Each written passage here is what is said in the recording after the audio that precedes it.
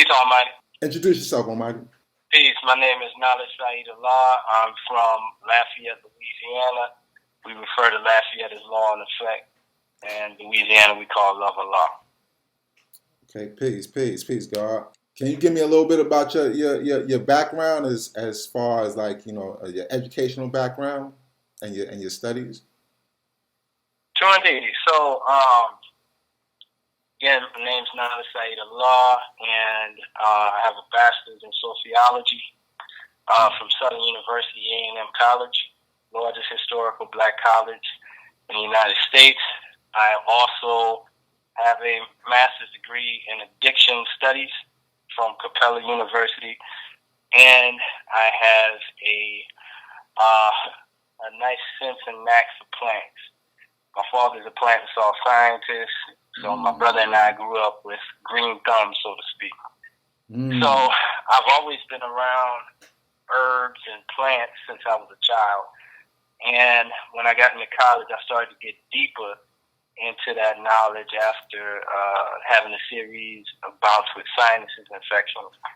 And that allowed me to start refining my diet even more than what I had already did.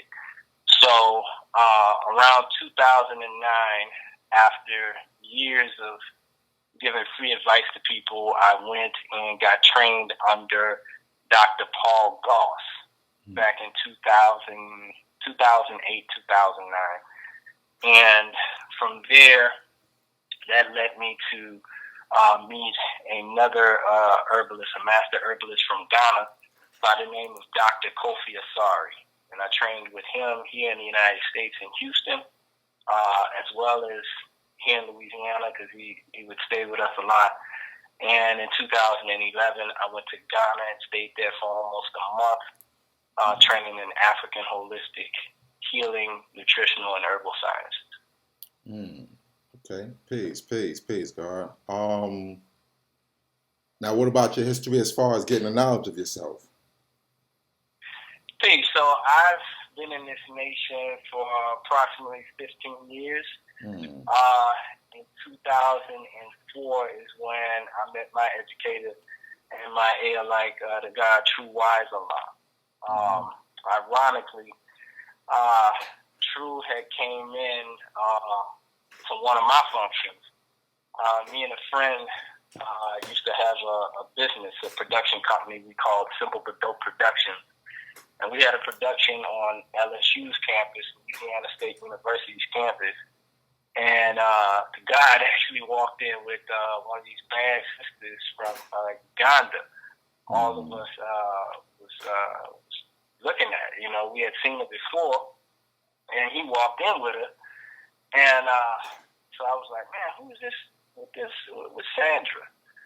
And so, he walked in, and, I didn't really pay that much attention until he turned around, and I saw he had the universal flag on. Now, I knew about it already, simply because pretty much from a youth, I grew up listening to the teachings of the Most Honorable Elijah Muhammad. My parents would practically have everything Elijah ever said on video or recording, and Farrakhan and Malcolm X and all that. And as a youth, I also would go to the mosque with my father and train with the FOI a little bit as a youth. So when I saw him with it, and of course, I'm a big hip-hop fan, and Wu-Tang Clan has always been, one of my favorites, and just really any hip-hop that, brought about, this knowledge and, our teachings always attracted to me. And pretty much anything with a black message attracted me. So when I saw him with the universal flag, the first thing I did was I said, peace to the gods. And he turned around in shock and delight, and he was like, peace. And so he asked me what was the knowledge degree in the 1 through 10, trying to, ascertain whether or not I was a nation or not. And I gave it to him straight, right and exact. And so he got really excited. Brother, I'm gonna sit down, with my lady, and, is it all right if I talk to you afterwards? And I was like, sure, absolutely. So we got to building, and he was like, "Yo, where did you come across, these teachers from? How do you know?" Because he also asked me about today's math, and I was able to give that to him, and I told him that during the time when I was at Southern University, there was actually a god by the name of Mecca, and he was at Southern, and his rap name was Buddha, and Buddha used to rhyme with Professor Griff. That's how I met Griff. Griff and I used to talk on the phone all the time. But so we start building and start asking me some more about mathematics, and I couldn't give it to him because it had been years since I did it. He was like, "Well, are you interested in still building, still learning?" I was like, "Absolutely." And that was 2004, and the rest is history. And how old were you? This was 2004, so I must have been like 23. Okay, please. So you already had lessons from your father, like you already had 120 lessons. Well, I didn't. Well, of course, as you already know. Well, I mean, when you had supreme wisdom, you had the supreme wisdom, basically. Right, and they do things a little bit differently. So, just to give you a little bit more background on that, so pretty much I've been on the teaching since I was a child, pretty much. By way of your father. By way of my father and my mother. I grew up in a household that was extremely black conscious, race pride. I went to a private school, Christian school, for 7 years of my life, and even there, at that Christian school, I can remember, when we do like the Pledge of Allegiance, we would pretty much do pledge allegiance to the Christian flag, and I look at it as they saved the best for last. So we would do the Pledge of Allegiance to the Black Liberation flag, and we do that pretty much almost every morning. For at least 5 of those years, I was there at that school. Right. And so I grew up around, like black liberation, like a black liberation background. Right, black liberation, as well as the teachings of Elijah. Man. So I mean, were you Muslim? You weren't Muslim, though. As a little boy, no, I wasn't a Muslim. But I would pretty much say probably from the age of 14. Probably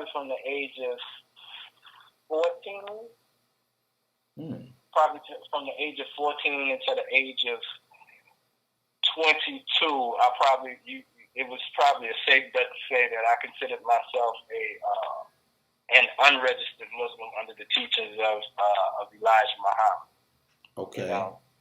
Right, and was that by way of what, Farrakhan? Like you were getting teach by way of Farrakhan, or did you like? Yeah, right, through Farrakhan and all that. So, although pretty much around the time all that stuff went on with, kind of like this infighting they had with Farrakhan and Khalid, that kind of like, started to dissipate, and then at one point. I was actually considering processing to be in the Nation of Islam. And I actually was going to the mosque, and some of my college buddies, they went ahead and I sparked them to come as well. And when we got in there, we saw, some internal stuff, and it just wasn't for us. It wasn't for me. And so I just kept, studying the teachings and, other things, but I did not join the Nation. And, of course, when I was in college, by that time, I had really got a deep interest in the 5%, Nation of Gods and Earth. And the problem is that we really didn't have anybody that was out here in Louisiana that continued everything on, So I met Buddha. This was probably like in 98, 99, around that time. Right. And after he left, there was nobody left except for me and this other brother. that was still, utilizing supreme mathematics and, what we knew from our own study. Okay, all right.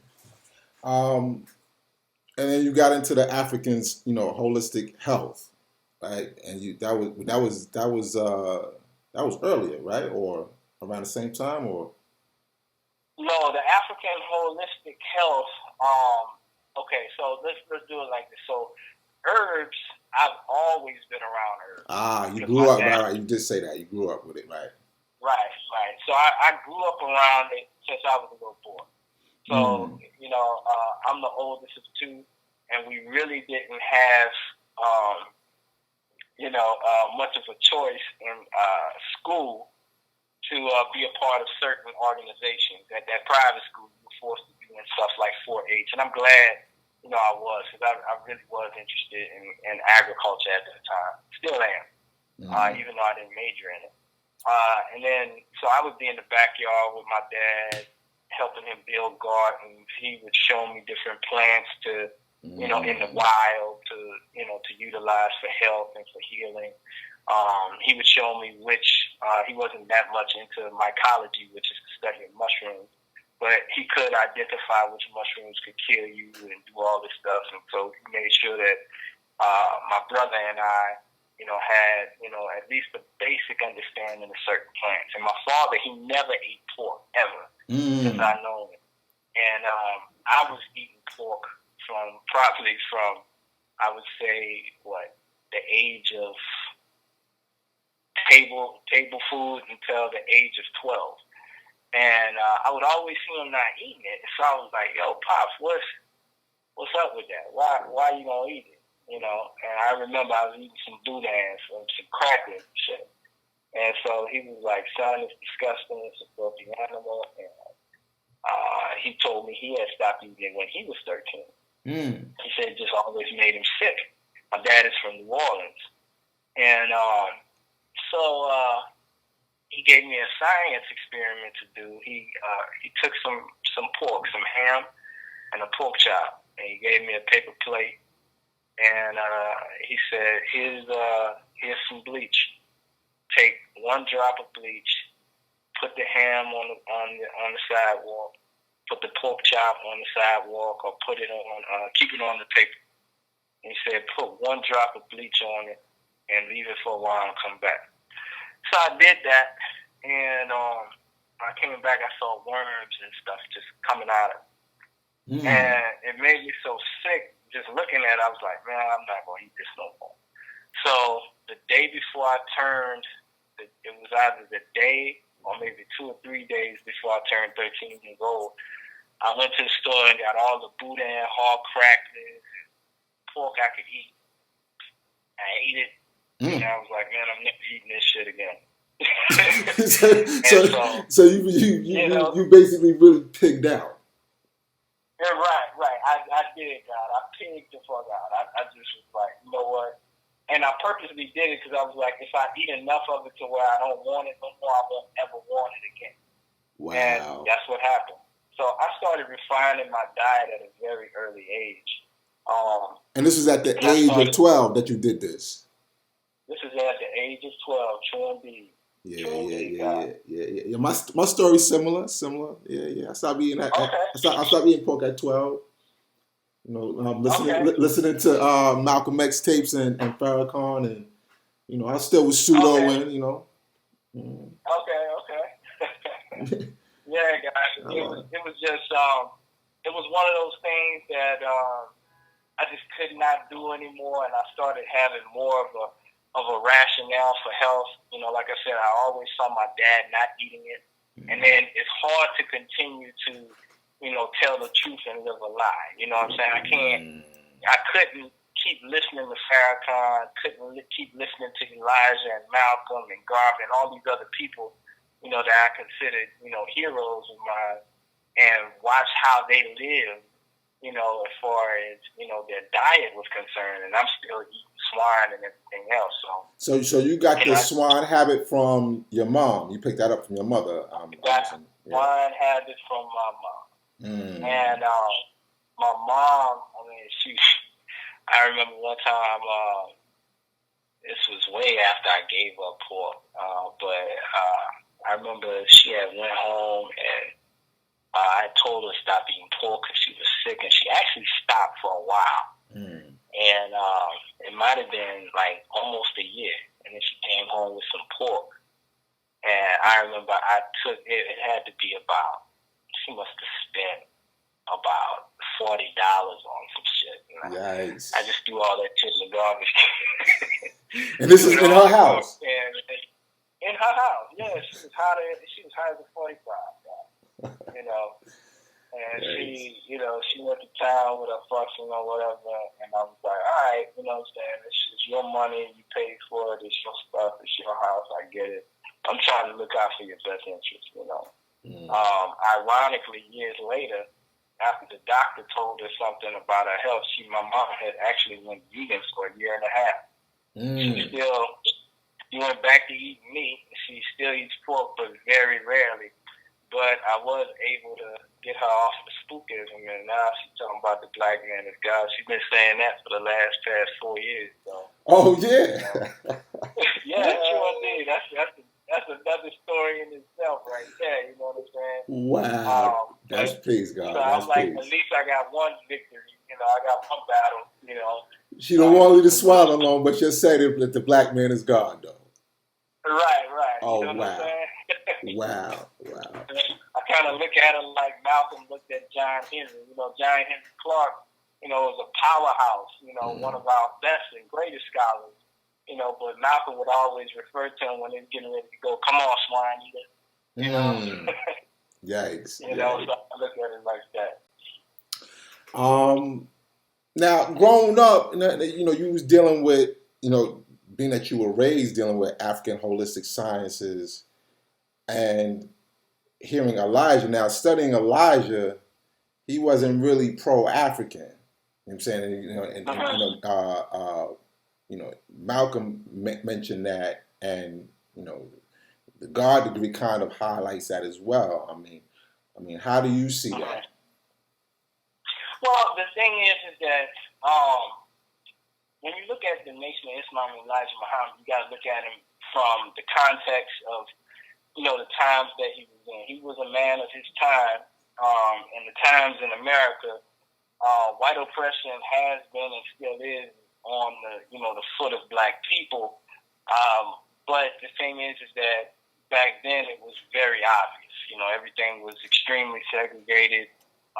White folks, you know, was, you know, as plain as they lynching you. You know, they're doing it now. It was just a little bit more different. It was a little bit more, you know, in your face back then. And so, with Elijah Muhammad speaking about Africa, you know, a lot of people may not be aware, but Elijah, you know, he did have relationships with, you know, dignitaries and other things like that, other people like that, you know, throughout the continent of Africa. And the way I look at the degree is basically, you know, him just differentiating the fact that we have to have the ability to name ourselves.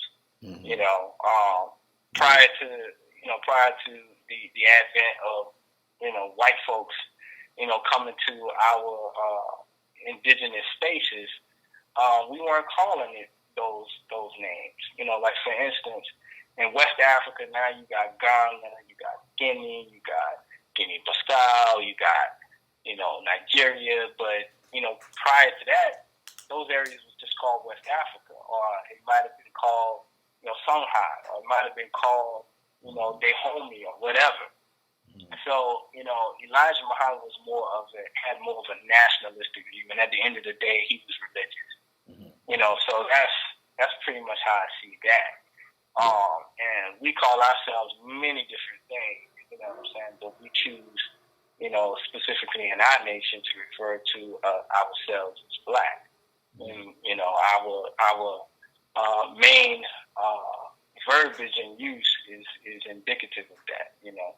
So even though Elijah Muhammad refers to, you know, it as Asia, he's speaking about, you know, globally, you know, as opposed to, you know, geographical location. Right.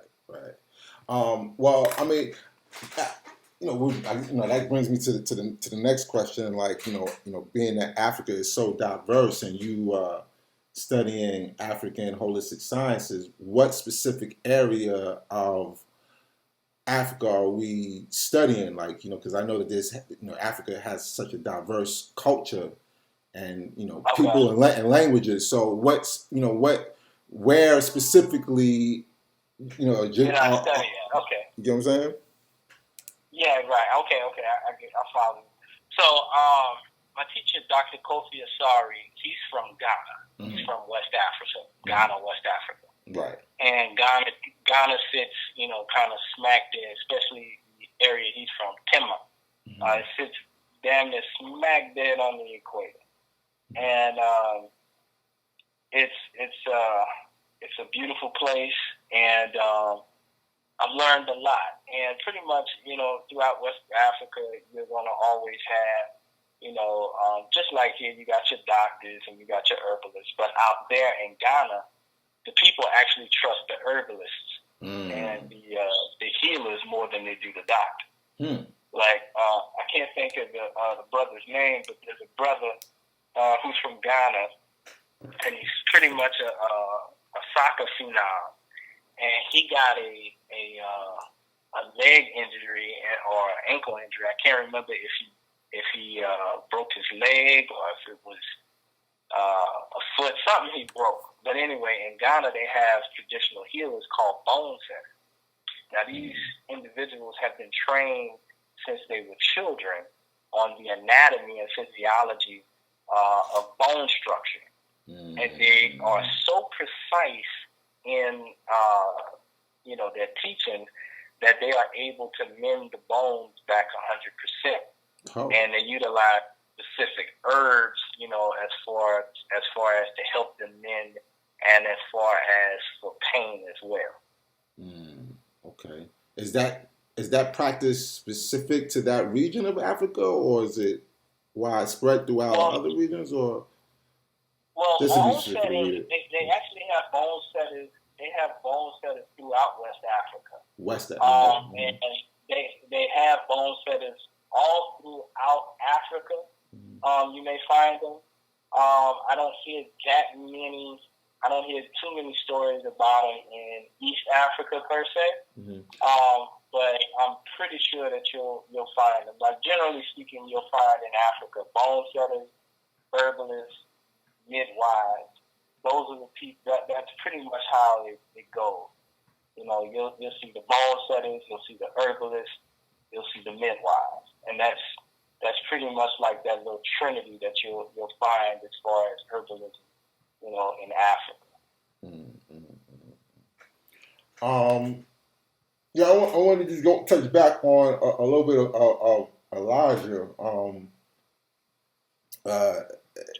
He referred more to vegetarianism, right? Like, are you like vegan or vegetarian? Right? Which one are you? Vegan, right? I'm 100% vegan. So no dairy at all. No dairy whatsoever. No animal product whatsoever, with the exception of bee products. I do consume honey. I do consume bee pollen, propolis, and things like that. And I use the term vegan only so other people can understand. I would probably rather use the word plant-based. The term vegan has also become political because it involves, animal rights and everything like that. And I'm all for, making sure, animals are treated, But that's not your thing, though, right? Right. That's not really like my forte. You know what I'm saying? Right. Like, I got leather belts and stuff like that.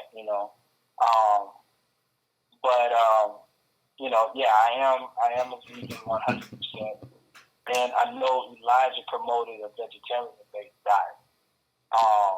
Right.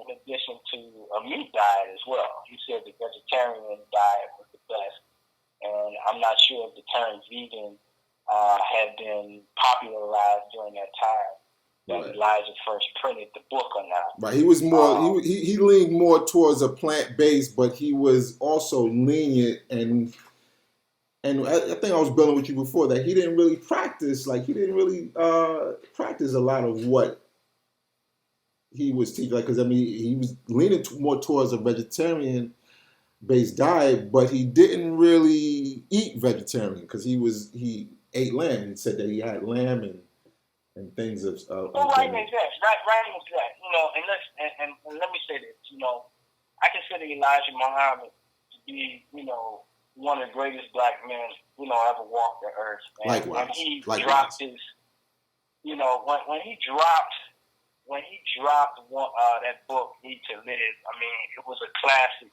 you know, for our people, and the fact that, you know, we didn't really have anything else at that time. And he was really one of the first people, you know, that was out there that really dropped something about, you know, hey, you need to take care of your health. You shouldn't be eating all this food, you know, that we've kind of adopted from a slave culture, a slave existence.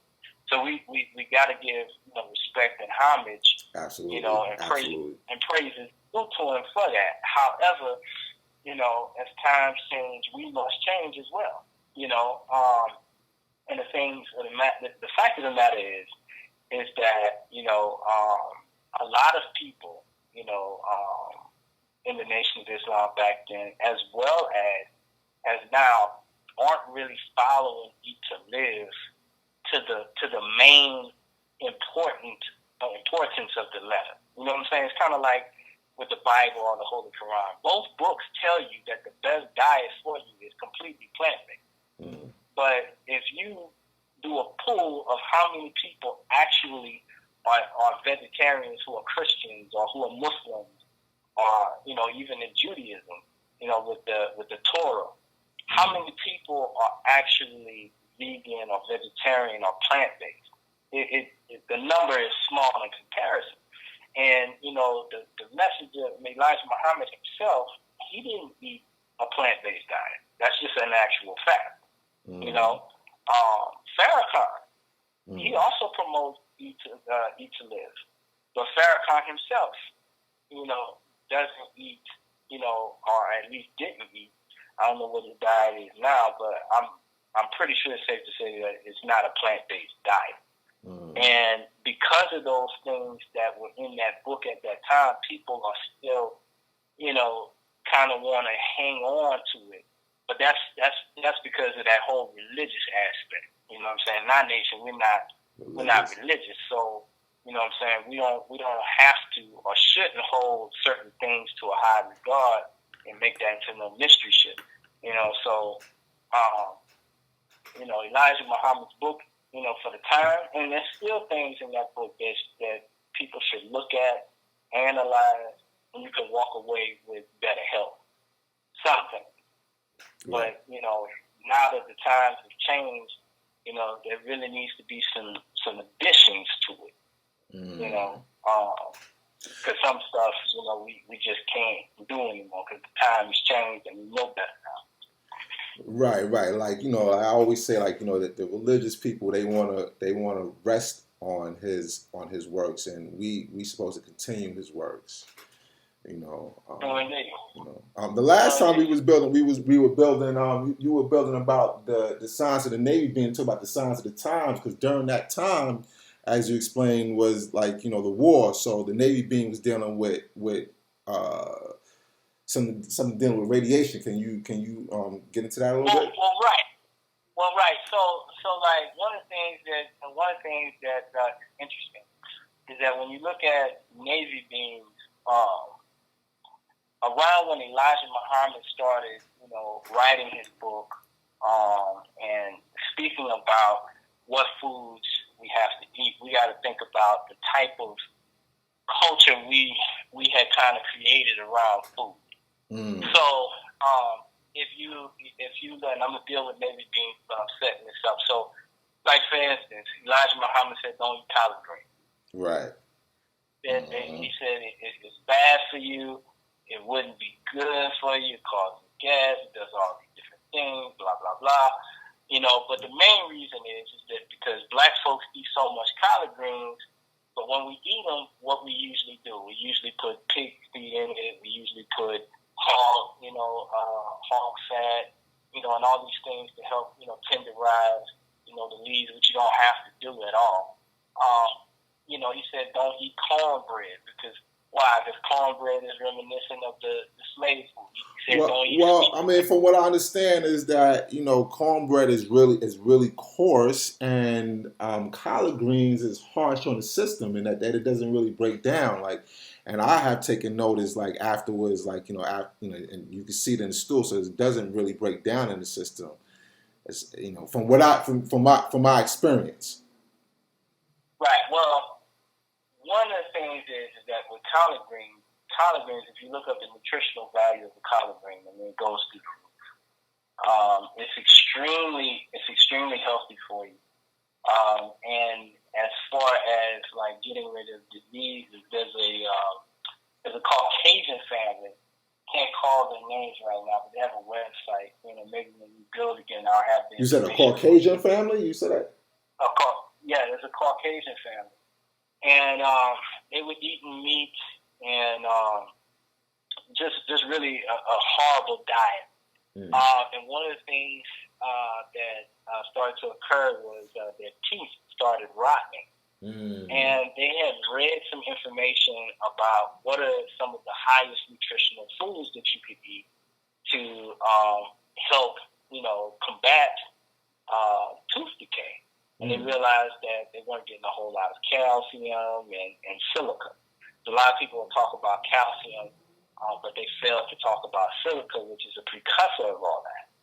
So one of the things they started doing was they would use distilled water or spring water, and they would take like bananas and lots of collard greens, and they would make collard green smoothies. And they did this for a while, and they noticed that the tooth decay not only stopped, but their teeth started to re-enamel themselves. And you see this with case by case with other individuals who have since, bought some of their books and materials to read upon. But collard greens have been eaten for, I don't know, thousands upon thousands of years by original people in the continent presently known as Africa. People have used it there. People have used it. Indigenous people have used it wherever it has grown. It's not been a problem. It depends upon the way in which people cook it or the way in people don't cook it. Well, see that. I don't mean to cut you. But that goes into like another science, because the collard, from what I understood, is is from what is it? Oleracea bracius is it?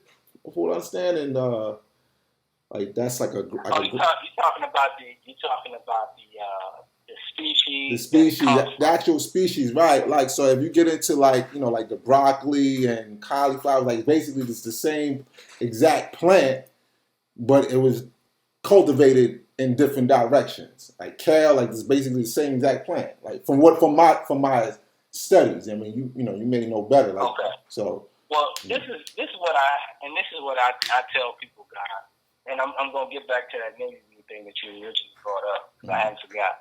Because this is what I tell people. I think it's a mistake for people who aren't herbalists and nutritionalists to even get into some of these conversations because they confuse the hell out of you. You got some people that are saying, "Oh, you shouldn't eat this because you're hybrid. It's a carrot and this and that and that." And there's a lot of information that's being thrown out there. Some information, and when I say some, I mean small. Some information is true, and then you got a lot of misinformation, and you have some just straight out disinformation. Now, what I'm saying? Misinformation is that, hey, I tell you that Malik went down the street at 2:00, and then you tell somebody else, and you say Malik went down the street and it was at 3:00. You didn't purposely do that. You just, for some reason you thought that's what was said. Disinformation is when you actually know where, like, okay, it was at 2:00, but I'm just lying, say it was at 5 or something like that. So there's information that's out there that's saying that you shouldn't eat this and you shouldn't eat that. And some of that is true. Then there's information that's out there where people have some things right, but they don't have it right with that. And then you have some stuff that is just outright lies. Trying to master you know, the minds of the masses, and therein lies the problem. Everybody wants to, make money. Everybody wants to go ahead and, feel good about the information that they know. But the honest truth is that the vast majority of people do not have the knowledge base in plant and soil sciences. They don't have the knowledge base. They don't have the knowledge base enough about herbs, and there's a lot of just, how can I put it? There's a lot of armchair research going on. Right, and there's a lot of pseudo stuff going on. So exactly.